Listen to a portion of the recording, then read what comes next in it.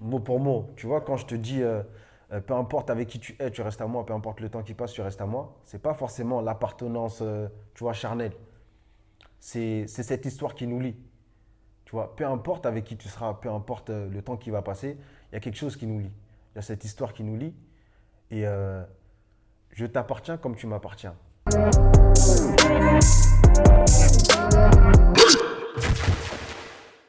CNC, merci d'avoir accepté l'invitation. Merci à vous les gars. Je vais te faire une petite description. Top. Donc, tu es un artiste français originaire du Mali Ouais. qui a grandi à Melun dans le 77. Comment tu décrirais la mentalité de ta ville? La mentale du 7-7. T'as Melun, Melun, on est bien reculé, hein. Melun, c'est loin. Tu vois, la mentale, elle est un peu compliquée. Tu vois, le divertissement, il n'est pas aussi développé que dans le 9-1 ou dans le 9-3. Tu vois, c'est là, il n'y a pas trop de mobilisation sur le rap ou sur le foot. Tu vois, c'est-à-dire quand il y a des matchs le week-end, c'est pas forcément tout le monde qui se déplace. Ou quand il y a des clips, tu galères à voir X personnes et tout, tu vois. C'est-à-dire qu'à tes débuts, franchement, c'est dur. Faut pas compter sur X personnes. Faut vraiment. T'as vu, tu te concentres sur ce que t'aimes, sur ce que tu fais, peu importe ce qu'on dit, ce qu'on fait, tu lâches pas. Et quand ça va marcher, c'est là que tu vas avoir un peu de reconnaissance. Ouais, lui, franchement, c'est un vrai. Il a bossé depuis le début et en vrai, il mérite ce qu'il a, tu vois. C'est-à-dire que moi, quand je retourne au quartier, il n'y a pas forcément de jalousie, il n'y a pas forcément de trucs, tu vois, comme on entend un peu partout. Juste du respect, de la reconnaissance. Ils savent que tu as bossé, que tu as été honnête et tout. Grave, ils m'ont tous vu. Ok. Ils m'ont tous vu. Et du coup, tu as grandi dans une famille qui est monoparentale avec ta mère qui a payé donc tes premiers studios. Ouais, grave. D'accord. Grave, on me pose souvent la question, ouais, ta mère, elle en pense quoi, la musique, etc. C'est elle qui m'a payé mes premières séances studio. Je partais là-bas, je faisais des sons claqués, mais elle a toujours cru en moi. Et il y a ton frère, ton grand frère qui t'a inspiré. Donc lui il faisait des comédies musicales à l'école. Ouais, c'est ça. Et toi, tu allé le voir sur scène. Ouais, grave. Et du coup, tu étais impressionné par ses performances. Grave. Je me rappelle, on était au foyer, on n'était pas encore à Melun, on était au foyer à Vers-Saint-Denis, dans le 7-7 aussi. Et un jour, comme ça, une comédie musicale, on est parti le voir. Il a chanté. Lui, c'est un vrai chanteur, un artiste voix vraiment, tu vois. Il fallait voir, les gens, ils étaient, ah, ça m'a fait kiffer. Je me suis dit, c'est ça que je veux faire. D'accord. C'est ça que je veux faire. Et du coup, tu as fait 4 ans sport-études. Tu étais à Laval. Donc, tu as aussi pas mal voyagé par rapport au football. Ouais, Tu es allé en Roumanie, au Canada, en Belgique. ouais. C'était quoi ta vie de jeune? C'était de quel âge à quel âge déjà? Et c'était quoi un peu cette vie de sport-études? Laval, c'était 2012, 2016, je crois. 2012-2016, ouais. Beaucoup de rigueur, tellement de sacrifices, tellement de choses, tellement de moments sombres, tu vois, parce que tu quittes le quartier. J'avais quel âge? J'avais 14-15 ans. Là où tu commences à te trouver, tu vois. Là où tu te commences à te construire en tant qu'homme. Et moi, ça va, je quitte tous mes repères, les gars avec qui j'ai grandi, tout ça, mes codes. Je pars en province. Je pars là-bas pour un seul objectif, devenir footballeur professionnel.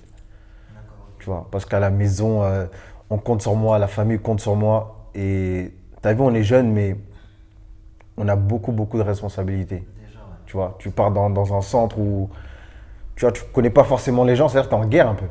Tu es en guerre, Ouais, il y a déjà des sport-quartiers différents. bien sûr. Tu es en guerre, il faut que tu réussisses. C'est-à-dire que le mec avec qui tu rigoles, etc., il veut ta place. C'est un frérot, hein, mais il veut ta place. C'est dur. C'est très dur à 15 ans. À 15 ans.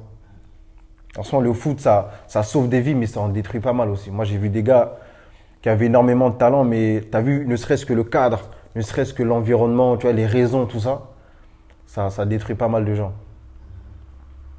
Et du coup, à ce moment-là, tu commençais déjà à penser à la musique? Grave. Mais Ok. grave. Moi, avant même de partir là-bas, je faisais du son. J'ai des vidéos, je te les ressors, t'as peur. Genre des freestyles en bas du bâtiment, des trucs noirs. Mais ouais, ouais, j'avais déjà commencé le son avant de bouger à Laval. Et du coup, c'est à quel moment que tu t'es rendu compte que la musique a été plus importante pour toi que le sport? C'est, j'ai envie de te dire, tous les jours. Tous les jours, je me rendais compte que, t'as vu, l'amour que j'avais pour la musique était beaucoup plus élevé que j'avais pour le foot. Moi, le foot, c'était plus un boulot en mode je vais sauver la famille. Et la musique, ça te faisait vibrer Ouais, vraiment. grave. C'est exactement ça. Tu sais, le foot, avec du recul, j'ai l'impression que c'était pas mon rêve. En vrai. J'avais les capacités pour, mais c'était pas le mien, c'était celui de mes proches. D'accord, ok. Et la musique, c'était, voilà, aujourd'hui, c'est le mien. Et du coup, ça t'a servi cette expérience? Tu étais milieu défensif, c'est ça? C'est ça. 6-8, 6-8, ouais, c'est un poste assez généreux quand même. Il faut grave, s'investir, il faut charbonner et tout. courir. Du coup, le sport, ça t'a apporté de la rigueur dans ta carrière d'artiste? Le sport, qu'est-ce que ça m'a apporté? Beaucoup de rigueur, beaucoup de patience, beaucoup de mental. Pourtant, c'est physique le sport, hein. Et là, le foot, pardon, tu vois. Et là, j'étais rien dit de physique. C'est que le mental, la rigueur, la patience et le mental. Si t'as pas t'as vu ces trois, il y en a sûrement d'autres et tout, tu vois. Mais si t'as pas ces trois valeurs-là, ça va être très dur. Très dur dans tout ce que tu vas entreprendre, que ce soit la musique, tu as vu le média. Si t'as pas la patience, si t'as pas le mental et la rigueur, peut-être tu peux pas aller bien loin. J'essaie d'appliquer ça dans la musique. Il y a le son Sans elle qui explose jusqu'à aujourd'hui. Comme je te disais en off, au début de l'année, il était à 20 millions de vues, Mm. sachant qu'il est sorti à 3 ans maintenant. Ouais. Là, il est à 30 millions de vues à la fin de l'année. Mm. Donc les gens, ils vivent avec. Toi, comment t'expliques la magie de ce son?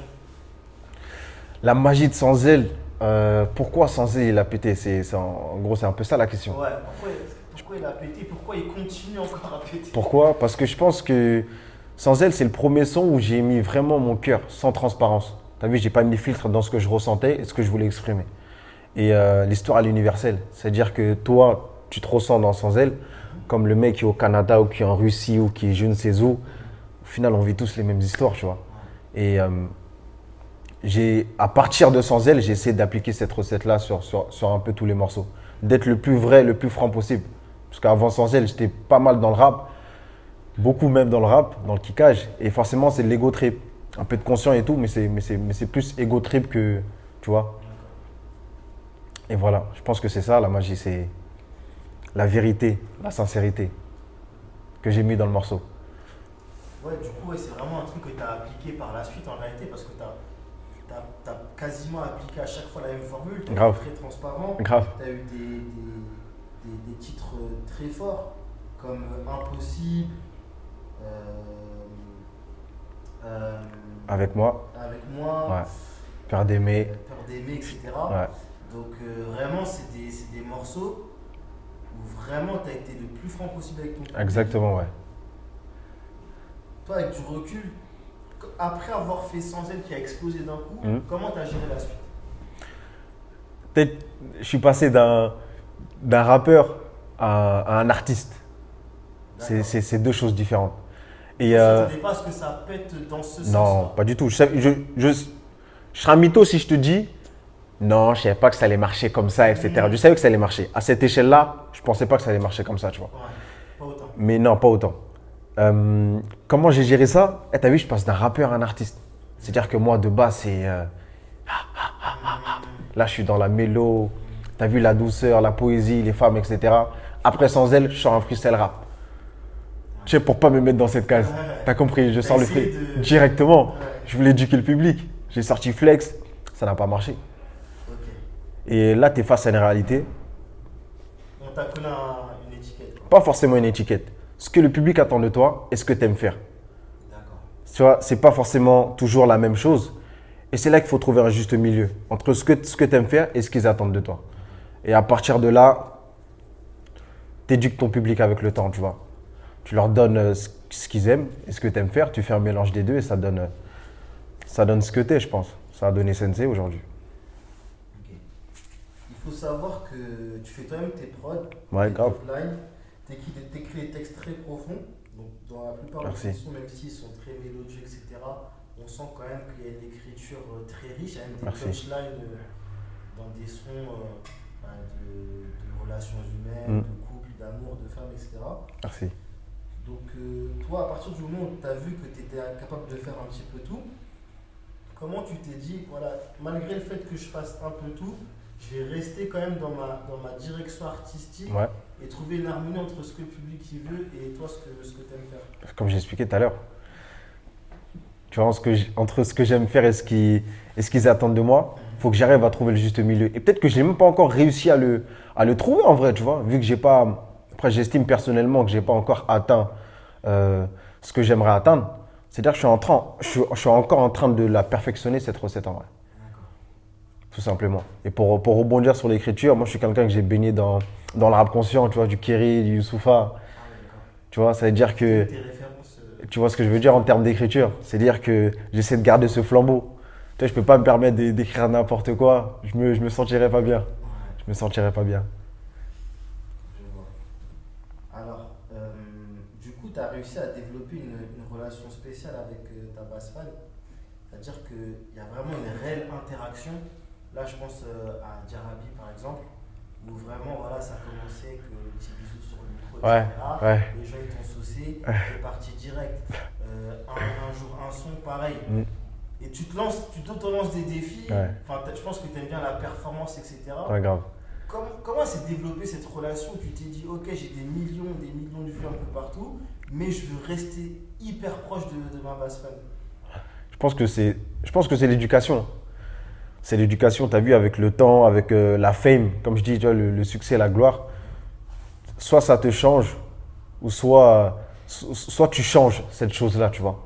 Moi, je pense pas que l'industrie va réussir à me changer. Tu sais, j'ai été éduqué, tu vois, par ma mère seule. Elle m'a inculqué énormément de valeurs, ne serait-ce que dans sa manière d'être avec nous, sa manière de faire, sa manière de nous éduquer. Et je pense que ça a fait de moi ce que je suis aujourd'hui. C'est-à-dire que quand je suis sur mes réseaux, je suis moi. Ça choque pas mal de gens, notamment mon entourage, tu vois, qui me disent que je dois être un peu plus froid, un peu plus distant avec les gens.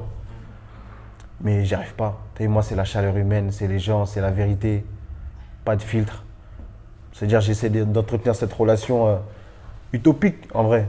Tu sais, c'est un rêve de gosse. Tu as vu, de réussir, mais de rester soi-même, rester vrai. Et c'est chaud. C'est chaud, ça doit pas être C'est vraiment chaud. Combien il y a mon manager qui est là qui me dit tu dois changer ci, tu dois changer ça, tu vois, améliorer ça, moins parler assis, moins. J'arrive pas. J'arrive pas, tu vois. Je pense que c'est un travail que je dois faire sur moi-même ou sinon fuck, hein, on restera comme ça jusqu'à la fin. C'est vrai que quand par exemple tu passes, on sait que tu es quelqu'un qui est très perfectionniste. Ça se voit dans tes clips, ça se voit dans tes morceaux. Vraiment, la qualité des sons, elle est vraiment extrême. Merci. Et quand tu suis les gens dans un délire un son par jour, Ouais. on se dit, ok, malgré le fait qu'il a son amour pour la précision, Mm. il se donne quand même, il va relever le défi. Grave. Quand même. Tu sais que c'est une maladie, le perfectionnisme, hein, je crois. Je te promets. Parce que moi, des fois, ça me casse Tout la le monde est tête. satisfait, mais toi, t'es pas satisfait. Mais de ouf, ça me casse la tête. J'aimerais être simple, me dire Ouais, ça- ah ouais, c'est bon, ce produit-là, il est bon. Ou même quand j'écris un texte. Un texte, je peux l'écrire, vas-y, en 20 minutes, ou je peux prendre une semaine pour écrire un texte. Parce que je suis dans la perfection, parce que je suis dans les assonances, parce que je ne suis pas forcément dans les rimes suivies, dans les rimes croisées. Je suis dans toutes ces choses. Tu vois, les métaphores, que le début ait un lien avec la fin, ou que la fin peut être un début. Les trucs d'écrivain, quoi. Un truc d'écrivain. Et franchement, des fois, ça me casse la tête. La perfection. Après, des fois, tu fais des morceaux aussi assez accessibles. Tu sais quand enlever. Ouais, je sais quand lever le pied. Ouais. C'est vrai, je sais quand lever le pied quand même. Euh, du coup, là, il y a une nouvelle vague d'artistes et je pense que tu en fais partie. Tu as développé un peu ton style de musique. Tu mélanges l'urbain, le zouk. Tu as des thèmes qui sont internationaux, qui touchent tout le monde. Donc là, ça touche vraiment tous les pays francophones à travers le monde. Comment toi, à partir du moment où tu as explosé, tu as géré ce succès à l'international? Gérer, je pense pas que j'ai réussi à le gérer, tu vois. Mais on s'est habitué. On s'est habitué. Je pense pas que c'est quelque chose du. Moi, personnellement, j'arrive pas à le gérer. Tu vois, encore aujourd'hui, quand il y a quelqu'un qui vient devant moi en mode, tu vois, en mode vraiment fan, je sais pas forcément le gérer. Disons que je m'habitue avec le temps. Mais c'est toujours comme la première fois. D'accord. Toujours comme la première fois. La même sensation. C'est un truc de fou. Et quand tu vas par exemple jusqu'au Canada, en Belgique ou en Afrique, C'est un truc tu de vois fou. que tu as des concerts, tu les remplis, il y a C'est des un fans, truc de fou. ça te fait quel effet toi? En sachant que je fais mes sons dans ma chambre. Est-ce que tu réalises déjà à la base? Avec le temps, je réalise. Avec le temps, tu prends la mesure des Ouais. choses, tu as grandi avec ça. Ouais. Avec le temps, je réalise. Je me dis que j'écris des sons dans ma chambre, à Melun, dans le 7-7, et que je finis à faire un show à Ottawa, que les gens chantent les sons par cœur, tu vois. Non, franchement, c'est fort. C'est un rêve. C'est une belle histoire. Ouais, de ouf. J'ai tapé un peu ton blast sur Twitter, Sensei, et j'ai vu que les gens, tout le monde est unanime, Ouais. ils disent que tu es sous-coté. Toi, t'en penses quoi de ça? Pourtant, tu fais des millions de vues sur les plateformes, tu fais des millions de vues sur YouTube. Là, Jarabi est sorti, il a un très bon démarrage. Ouais. Le projet aussi, il a été bien streamé. Ouais. Mais il y a toujours des gens qui trouvent que c'est pas assez pour toi. Toi, t'en penses quoi de ça? Sensei est trop sous-coté. Putain, le hashtag, ils l'ont lancé, j'ai suivi carrément. Tout est une question de mérite, je pense. Est-ce que je mérite la place qu'ils pensent que je mérite, ou est-ce que je mérite la place que j'ai actuellement, tu vois? Tout est une question de mérite. Personnellement, moi, je pense pas avoir, même si peut-être que tu vas penser le contraire, tu vois, mais je pense pas avoir fourni les produits, je pense, de qualité encore pour mériter ce que tout le monde aimerait que je mérite. Et toi, tu penses que tu peux vraiment mettre la barre encore beaucoup plus haut? Mais bien sûr. Actuellement. Frérot, je fais des sons dans ma chambre. Je les mixe et tout. Je regarde des tutos. Mais bien sûr, tu t'imagines, je pars en studio avec un ingé et tu vois, un beatmaker qui t'as peur. Je pense que je peux mettre la barre beaucoup plus haute. Et je le sais, j'en suis conscient. Donc toi, quand tu finis un son comme avec moi, Ouais. tu te dis pas comment je vais faire mieux et tout. Tu sais que bon, tu l'as fait, c'est derrière et que tu peux faire 1000 fois mieux, quoi. Non. Non, non, quand même pas. Je suis quelqu'un qui doute énormément. T'as vu, après Sans Elle, j'ai peur. Avance. Il faut que j'avance. Je suis obligé d'avancer. Il y a une phrase d'H Magnum qu'il a sortie il n'y a pas longtemps qui m'a marqué. C'est que, tu as vu, pour un artiste, c'est facile de faire un hit. Le plus dur, c'est de faire le prochain hit. Sinon, soit ce hit te tue ou soit tu tues ce hit. Quelle phrase. Ok. T'as vu? C'est-à-dire que dès que tu sors un son, dès que tu sors un hit, moi, honnêtement, personnellement, j'ai peur. Je me dis comment je vais faire pour faire mieux. La suite. Après Sans Elle, fallait voir.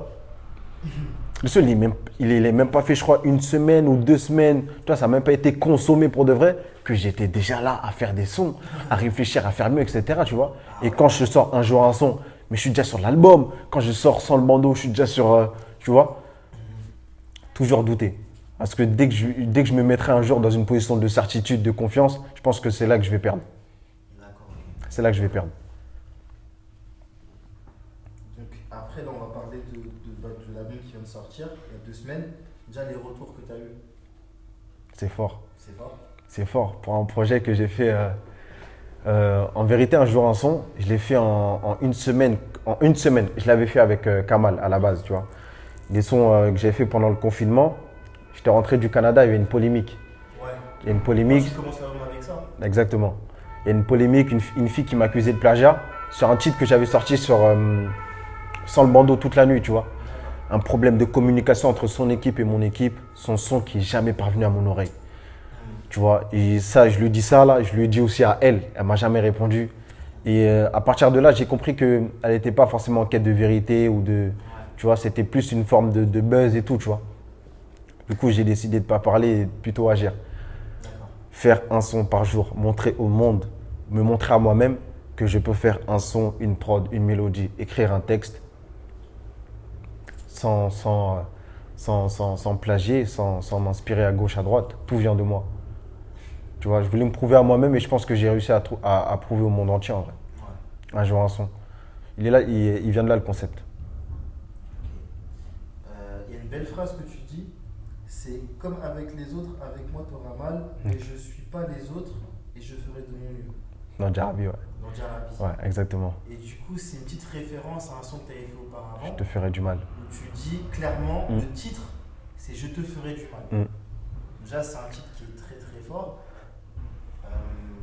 Mais on sent que tu as, déjà dans le single phare, tu as assumé cette transition par rapport au personnage d'avant, sachant que tu as fait tomber le bandeau entre temps. Donc, qu'est-ce que tu as voulu vraiment montrer à travers cette phrase? phrase. Comme on en parlait tout Ceux à qui te connaissent bien en plus. comme on en parlait tout à l'heure en off, c'est une sorte d'éducation. Une sorte d'éducation et de franchise. Tu as vu, il y a de moins en moins de personnes qui sont honnêtes, tu vois, dans les relations, dans les débuts. Moi, j'ai beaucoup de gars à moi t'as vu, qui veulent une fille, que ce soit pour du sérieux ou pas forcément du sérieux, mais qui n'arrivent pas clairement à dire les choses dès le début, tu vois. Et dire à une fille, eh, t'as vu avec moi, eh, t'auras mal. Je suis comme tous les autres. L'amour, c'est dans les films que, tu vois. Mais je suis pas les autres. Je vais faire de mon mieux. Fais-moi confiance. Parce que je sais ce que c'est de souffrir. Et là, forcément, tu tiens un discours comme ça, un discours qu'elle n'a pas forcément entendu auparavant, tu vois. Ouais, C'est fort. un discours d'homme mature. J'essaye. J'essaye, tu vois. La vie nous a appris pas mal de choses. Les blessures nous ont appris pas mal de choses. C'est-à-dire, j'essaye. Mais du coup, on a l'impression que des fois, quand tu fais ce constat-là, je te ferai du mal, c'est comme si tu te parlais aussi à toi-même. Ouais, Dans le sens où ça me fait pas plaisir de te faire du ouais, mal, grave. mais je pense que je vais t'en faire. Grave. J'en suis conscient. Je le veux pas, hein. Je te promets, je le veux pas. Mais j'en suis conscient que je te ferai du mal. Que je vais te faire du mal. D'ailleurs, par rapport à ce son d'Arabi, tu as développé en parallèle un format intéressant. Comme un média, tu as fait une vidéo backstage un peu Ouais, avec ton producteur, ouais. enfin, celui qui t'a aidé à développer un peu la prod. Mm.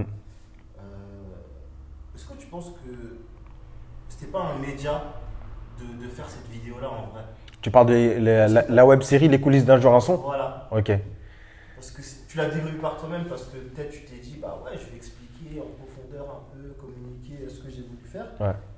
Mais en réalité, est-ce que c'était vraiment à toi de le faire? T'en penses quoi? Est-ce qu'il y a assez de médias pour toi? Pour moi, Ouais. tu parles de l'artiste NC, est-ce qu'il y a assez de médias pour moi, c'est ça? Non, pas pour toi, mais en général, parce que normalement, ce format-là, Ouais. moi je pense, quand je Ouais, l'ai ouais, vu, je me ouais. suis dit, mais ça c'était notre boulot à nous. Ouais, je vois ce que tu veux C'est dire. pas à lui de développer ce format Je vois ce que tu veux dire. making of, entre guillemets, tu Je vois. vois ce que tu veux dire. Il y a une phrase de Booba qui est universelle pour nous et par nous. Ok, Tu vois ce que je veux dire ou pas? Je pense que tu as capté directement. bien sûr. Moi, forcément, je suis dans l'afro, R&B, rap, mais plus afro, R&B qu'autre chose. Ouais. Et on n'a pas forcément de médias, tu vois, qui mettent de la lumière sur ce qu'on fait, tu vois. Sauf quand on pète. Une fois qu'il y a du buzz. T'as déjà pété, ça a pété plus que pété. Il y a des gens qui ont largement moins pété que toi et ils n'ont pas la même couverture médiatique. Je pense après, c'est question de choix, de contact et tout, tu vois. Mais pour le style que je fais, il n'y a pas forcément de médias. C'est-à-dire, vu qu'il n'y en a pas, je serai mon propre média, tu vois. Tu as décidé de t'exprimer par toi-même. Bien sûr. Et j'attendrai personne. Parce qu'une fois que j'attends l'aide de telle personne, je pense pas que je vais pouvoir avancer, tu vois.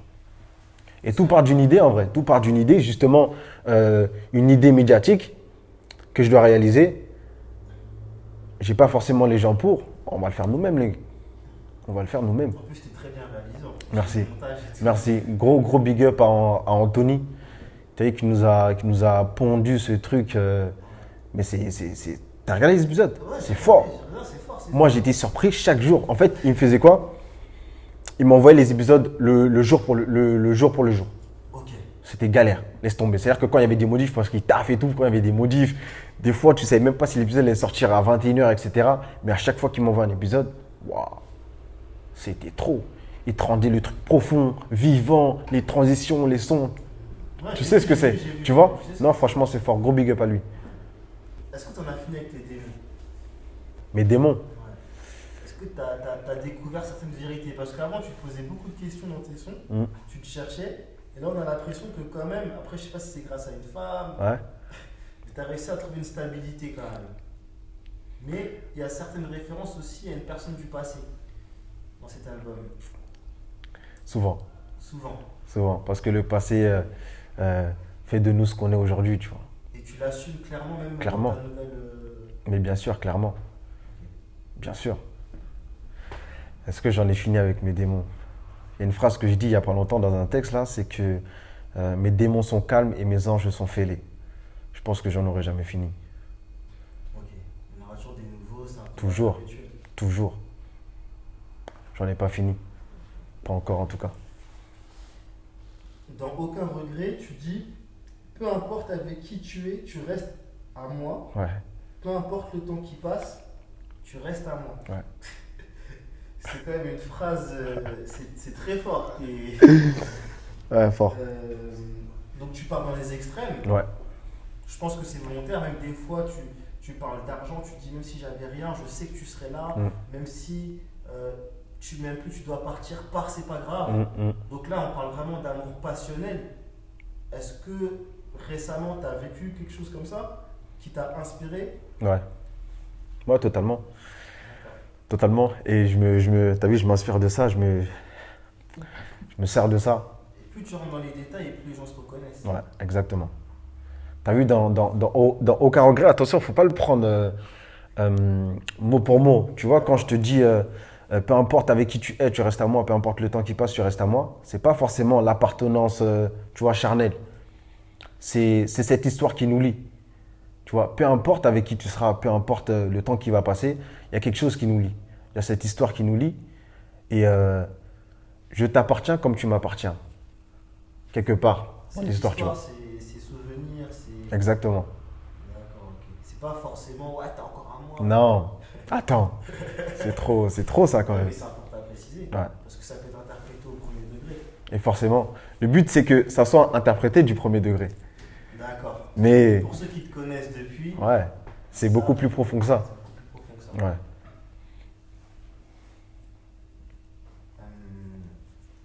Il y a Belle et Classe. C'est toi qui as fait la prod de Belle et Classe? Belle et Classe, je suis à la base de la prod. Je fais le son Belle et Classe, il est fini.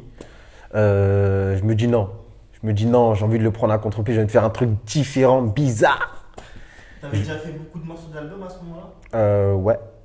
Ouais, il y avait déjà Darabi qui était fait, il y avait déjà Michelle Obama qui était fait, Aucun regret aussi qui était fait. Et Belle et Classe, ouais, c'est un son comme tous les jours, j'essaie de faire un truc nouveau tout en restant, tu vois, dans la lignée. T'avais jamais fait un son comme ça ou pas? Non, mais j'ai toujours voulu. Grand fan de C'est MJ. plus disco. Ah, c'est Michael. Ça Ouais, clairement. ouais. Grand fan de MJ, j'ai toujours voulu, t'as vu, découvrir cet univers, ce monde-là. J'envoie la capella à Kamal. Il me propose quelque chose, mais ça se rapproche trop de ce que j'ai fait de base. D'accord. Je suis pas convaincu. Et là, NK récupère le truc et il prend le truc à contre-pied, tu vois, disco. Je me dis, c'est fort. Vas-y, on le met dans le projet. Donc, eux deux, c'est un peu les deux beatmakers qui te soutiennent quand tu. En fait, tu balances tes premières notes. Ouais, c'est ça. Et après, tu vois entre Kamal et. Il n'y a pas que. En vrai, il n'y a pas que. J'ai une bonne équipe. Ouais, franchement, j'ai un entourage très fidèle. Tu vois, très fidèle. Qui savent comment je bosse, qui savent comment je suis. Du coup, je suis à la base de quasiment tous mes morceaux, en vrai, tu vois. Mais vu que je suis pas. Je vais pas avoir la prétention de dire que je suis beatmaker accompli. Je sais que, tu vois, il y en a qui excellent vraiment dans ça. Ça veut dire que je préfère mettre dans leurs mains le travail final.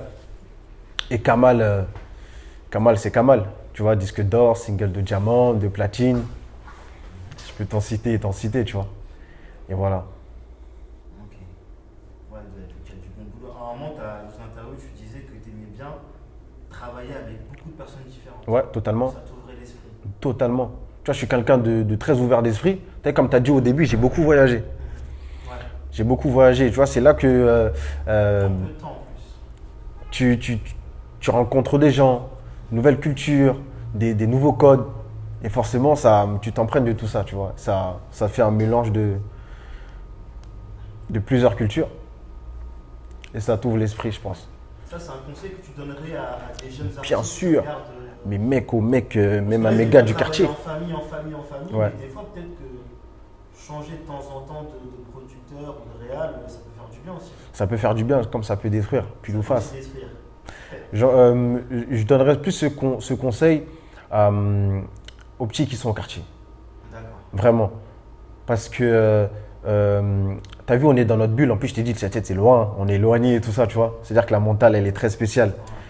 Et pendant le confinement, quand j'étais en train de faire un jour un son, quand j'avais mes rendez-vous, tu vois, mes séances studio, mes séances compo à gauche, à droite et tout, j'ai créé le concept invité du jour. C'est-à-dire que je prenais un membre de mon public et on passait la journée ensemble. Ok. Tu vois. Et je voulais faire la même chose, mais avec les petits du quartier. Tu vois. Qui sont là, H24, qui voient que ça. Tu vois, les descentes des favos, tu vois, cette ambiance quartier. Mais il y a autre chose. Tu vois, moi, quand je vais à Paris, je me sens pas chez moi. Je sens que je suis en voyage, je sens que je suis au taf. J'ai envie de rentrer vite. Mais en vrai, c'est là que tu apprends énormément de choses. C'est là que tu vois les gens, tu vois. C'est là que tu commences à t'éduquer. Éduquer ton cerveau à réfléchir autrement. Il n'y a pas que la Hesse, il n'y a pas que le quartier. Il y a énormément de choses. Et franchement, j'encourage. Tu sors de ta zone de confort. Sortez les mecs. Voyagez, allez rencontrer les gens, vous allez voir. C'est merveilleux, on n'est pas seul. Il y a un morceau de Cheesecake. Ouais. Moi, j'ai essayé de comprendre tu parlais de quoi, mais franchement, je suis perdu. Je me suis dit, moi, personnellement, peut-être que elle l'a trompé avec un Joe, et c'était ça son petit cheesecake, et vous parlez de ça tranquillement. Tranquillement. Mais je crois que je sais pas. Après, il y a d'autres éléments qui m'ont fait penser à autre chose. Toi, tu veux en parler ou tu laisses les gens? Non, franchement, ça ne me dérange pas d'en parler. Comme j'ai dit dans les coulisses d'un chanson, à la base, Cheesecake, ça part d'un délire que j'avais avec mon ex. Ça part d'un délire, on a déliré sur une petite prise de tête qu'on a eue à la maison. Ok. Et voilà, tu vois, on a décidé de chanter. J'ai décidé de la faire chanter, on a chanté. J'ai voulu faire quand même un son sérieux avec des accords et tout profonds. Mais voilà, je laisse tout le monde s'imaginer la définition, la signification de ce morceau Cheesecake. Ça marche. Tout à l'heure, je te disais que tes clips, ils étaient très aboutis. Toi, au niveau de la réal, t'interviens beaucoup parce qu'il y a plusieurs clips où vraiment on voit que souvent les paroles ou l'acting, enfin, tout se suit, tout s'imbrique parfaitement. Ouais. Donc est-ce que c'est toi qui apportes ton expertise vraiment de maniaque, genre vraiment tu veux que tout soit parfait, ou vraiment c'est des réals avec qui tu bosses, qui sont aussi dans la même mentale que toi? Comment ça se passe en fait un clip de Sensei? De Sans Elle à, pour ne pas te dire de bêtises, Peur d'aimer, toujours le même réal, Capos. Ok. Et Il était comment Capos? Capos très très à l'écoute, forcément, Capos très ouvert d'esprit. T'étais là au Bien sûr, moniteur, à la réal, bien sûr. Moi, j'avais déjà mes idées. Forcément, c'est mon histoire que j'écris. Tu vois, c'est-à-dire que c'est déjà imagé. Je sais déjà ce que je veux en termes d'image, en termes de montage. Et forcément, on tourne le clip. On se donne rendez-vous tel jour. Je pars chez Capos et on fait le montage du matin jusqu'au soir. D'accord, t'es là au montage aussi. Du matin jusqu'au soir. D'accord, ok. Et franchement, c'est pas facile de bosser avec moi. Je te promets. Parce que j'ai une idée précise en vrai de ce que je veux. Ouais. Et quand cette personne-là n'est pas dans ta tête, c'est dur pour elle de comprendre. C'est dur, bien sûr. Tu vois, c'est-à-dire que Tout un réal, il y a de la personnalité aussi. aussi. Il faut trouver le juste milieu et vas-y, avec Capos, tu vois, ça matchait super bien parce qu'il était très à l'écoute. Tu vois, il était très. Vas-y, on teste, c'est lourd, on y va.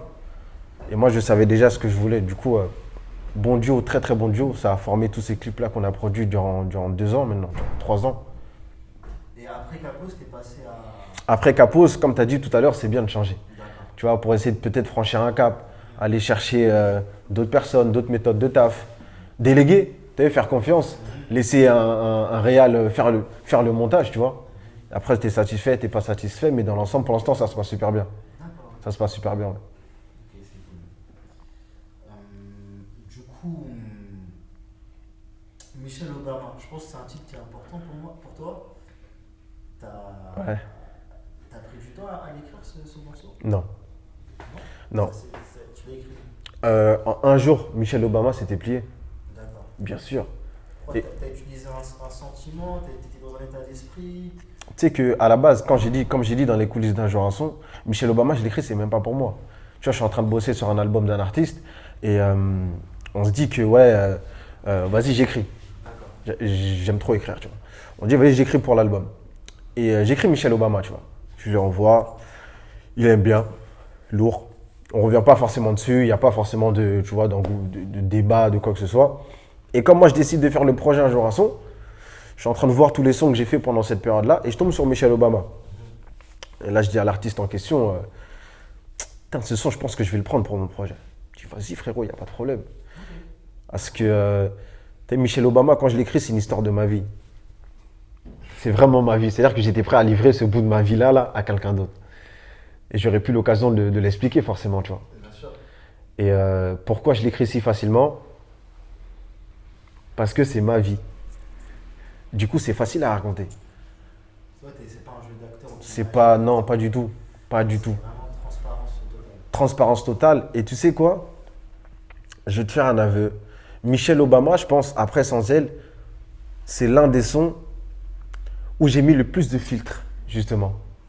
Où j'ai été le moins transparent. D'accord. Pourquoi? Parce qu'il y a certaines choses qui ne sont pas belles à raconter. Tu vois, il y a certains moments, certaines émotions, certaines passes qui ne sont pas forcément belles à raconter. Ça veut dire que j'écris les grandes lignes. Je rentre pas forcément dans les détails. Tu vois, on n'est pas là pour faire le miskin ou quoi que ce soit. Tu vois, tout le monde a ses problèmes. Oh, s'il vous plaît, hein, on n'est pas dans ça. J'essaie de romancer le truc le mieux possible, mais il y a certaines choses qui ne sont pas belles à raconter. Tu vois, quand je te dis aujourd'hui j'ai pas, mais un jour je t'offrirai ce que tu veux, Ouais, c'est fort. c'est fort. Ouais. J'aimerais tellement te dire plus, Ouais. mais je me permets pas. Je me permets pas. Il y a des sons comme ça que tu écris, limite t'as les larmes aux yeux. Ah, c'est ça, le Bien pire sûr. aussi, c'est que les gens ils se rendent pas compte, mais l'interprétation c'est pas facile. Il y a certains sons quand tu les écris, ils sont très difficiles À à interpréter. Il y a certains artistes qui pleurent dans la cabine, Grave. les gens ils le savent pas. Ils ne savent pas. forcément. Ah, bien sûr. Michelle Obama, ouais, fait partie des sons qui te prennent par le cœur hein, quand tu l'écris, quand tu le chantes. Bien sûr, parce que tu aimerais tellement dire plus. Tu vis tellement la chose. Tu es tellement dedans que tu arrives à transmettre aussi ce que tu vis et tout, tu vois. C'est-à-dire que les étoiles s'alignent. Peut-être, là, on parlait de ça de Sans elle, là. Les étoiles, elles s'alignent grave. Entre la prod, le mood, ce que tu veux exprimer. C'est fort. Tu sens qu'il se passe quelque chose. Grave. Michelle Obama, c'est l'un des titres dont je suis le plus fier en termes d'écriture. Ouais, vraiment. Je le mets dans mon top 2, top 3, top 1, voire même. Ok, Michelle Obama, ouais. d'accord. Le futur, tu le vois comment? T'as des projets un peu, genre peut-être dans le cinéma, en tant qu'acteur Là, j'ai vu que t'as sorti un son en acoustique, peut-être de la scène en acoustique, pour le futur. Le futur, c'est si beau, si incertain. C'est si proche et si loin.